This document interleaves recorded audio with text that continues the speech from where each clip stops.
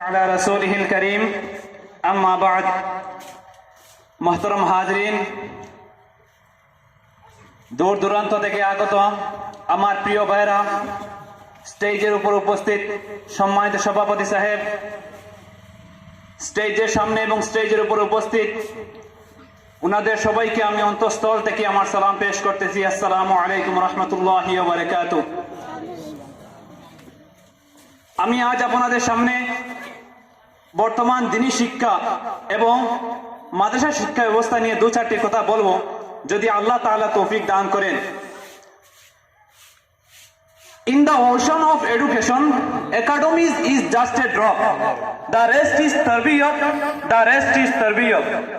শিক্ষার সাগরের মধ্যে পড়া লেখা কাগজ কলম সবকিছু শুধুমাত্র একটা জলের বিন্দু মাত্র, আর বেঁচে থাকা সমস্ত জলগুলি হলো তারবিয়ত।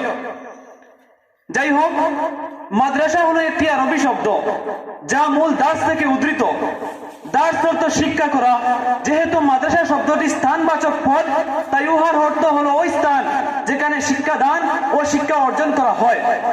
অভিধানগত অর্থে মাদ্রাসা শিক্ষা কোনো বিশেষ শিক্ষা বুঝায় না, বরং সব ধরনের শিক্ষা ব্যবস্থা করার অন্তর্ভুক্তকে বুঝায়। কিন্তু প্রচলিত অর্থে মাদ্রাসা বলতে ওই সব শিক্ষা ব্যবস্থাকে বোঝায় যেখানে ইসলাম ধর্মের সম্বন্ধে শিক্ষা দেওয়া হয়। এই মাদ্রাসা শিক্ষার দ্বারা দ্বীন ইসলামের প্রচার ও প্রসার রয়েছে সমস্ত বিশ্ব জুড়ে।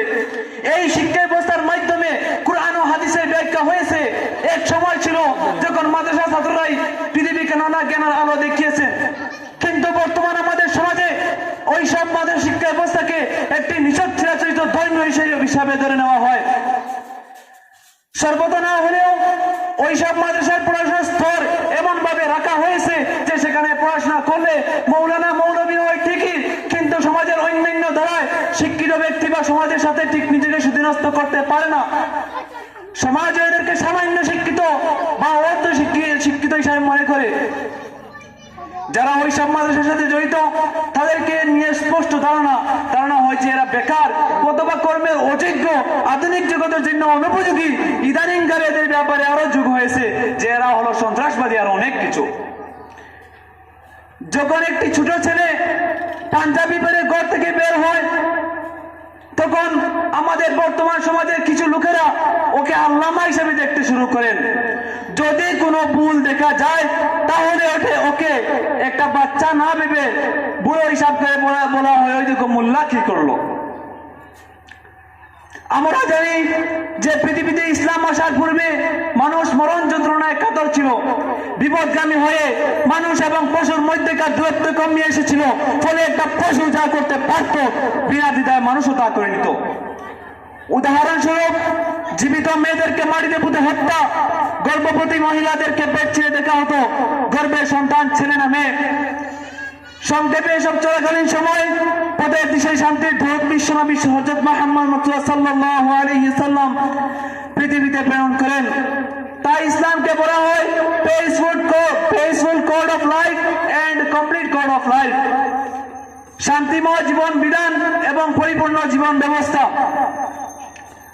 যখন একজন মাদ্রাসা ছাত্র মাদ্রাসায় বা মসজিদে ইমামতি করেন তখন উনার বেতন 10 থেকে 12,000 হয়। কি কারণে? অন্যদিকে একজন স্কুলের টিচার যদি স্কুলে পড়ান তাহলে 30-40,000 টাকা। উনাদের কি 30-40,000 প্রয়োজন নেই? উনারা কি গাড়ি নিয়ে চলতে মনে চায় না? উনাদের কি বড় দোকান বাড়িতে থাকতে চান না? নিশ্চয় চান, মনে হয়। কিন্তু উনাদের অন্তরে যে ক্ষুধাবিধি নিয়ে আসেন যা উনারা ওই মাদ্রাসায় কুরআন ও হাদিসের দীর্ঘকাল পড়তে পেয়েছেন, তাই উনাদের ত্যাগ স্বীকার। কারণ লেখা ছিল হুজুর সাল্লাল্লাহু আলাইহি ওয়াসাল্লামের অসাধারণ জীবনী, কিভাবে শুকনো রুটি দিয়ে ক্ষুধা নিবারণ করতেন। ওই সমস্ত শিক্ষা পাওয়ায় মৌলানারা 4-5 হাজারে সন্তুষ্টিত হতে পারেন। তবুও এই সন্তুষ্টির পরেও কিছু বাবু মার্কারা সবসময় খুঁচানোতে তাদের জীবন অতিষ্ঠ। বাবু মার্কারা বেমালুম বলে গেছেন, ওই যে যখন বাবুকে স্কুলে ভর্তি করা হয়েছিল তখন যদি ওই মৌলানাকে স্কুলে ভর্তি করা হতো তিনিও একজন বড় বাবু হতে পারতেন। আর তুমি যেভাবে শার্ট প্যান্ট পরতে পারো, এই মৌলানা পাঞ্জাবি খুলে শার্ট প্যান্ট পরলে তোমার থেকে কম মানাবে না। তিনিও পড়তে পারেন, কারণ উনারও দু হাত দু পা আছে, শার্ট প্যান্ট খাপ খেয়ে বসবে, কিন্তু এতে দিন রক্ষা করবে খারাপ। আর বাবু মার্কারা যে উদ্দেশ্যে মোল্লা বলেন, আসলে ওই বুকা জানে না মৌলানা থেকে মোল্লা অনেক বড় স্তর হিসেবে শব্দটি অনেক উচ্চে। হযরত আল্লামা রুমি রাহমাতুল্লাহি আলাইহি একটি শায়রির মধ্যে বলেছিলেন যে काल में होशियार था तो पूरे दुनिया को बदलना चाहता था, काल में होशियार था तो पूरे दुनिया को बदलना चाहता था, आज मैं अक्लमंद हूँ तो खुद को बदल रहा हूँ। Yesterday I was clever so I am wanted to change the world, today I am wise so I am changing myself। যে উনি বলেছিলেন যে কাল পর্যন্ত আমি বুদ্ধিমান, কাল পর্যন্ত আমি চতুর ছিলাম তাই আমি পৃথিবীকে পরিবর্তন করার চেষ্টা করেছিলাম, আজ আমি বুদ্ধিমান হয়েছি তাই আমি নিজেকে পরিবর্তন করার চেষ্টা করতেছি।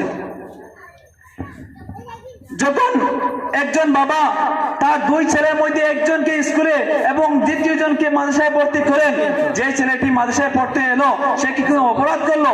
সে পাঞ্জাবি পড়ার কারণে বোকা, কোনো কিছু বুঝে না। আর যে ছেলেটি স্কুলে পড়তে গেল সে সব ক্ষেত্রে প্রাধান্য পাবে। উভয় কি সমান ছেলে নয়?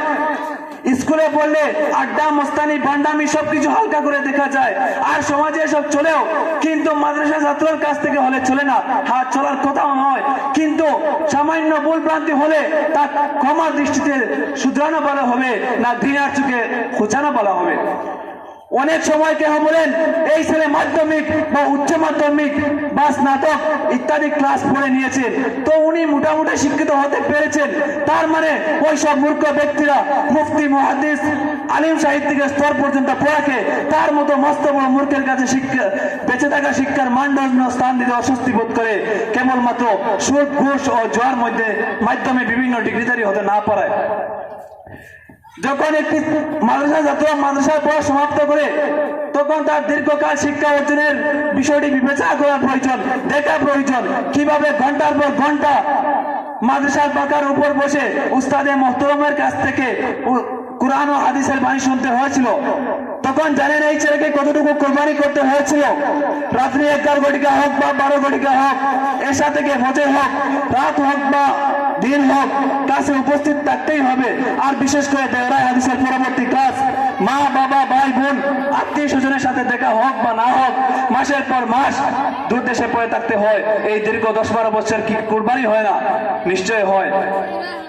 আল্লাহ তাআলা আমাদেরকে সবাইকে বোঝার তৌফিক দান করুন। ওয়া আখির দাওয়ানা আলহামদুলিল্লাহি রাব্বিল আলামিন।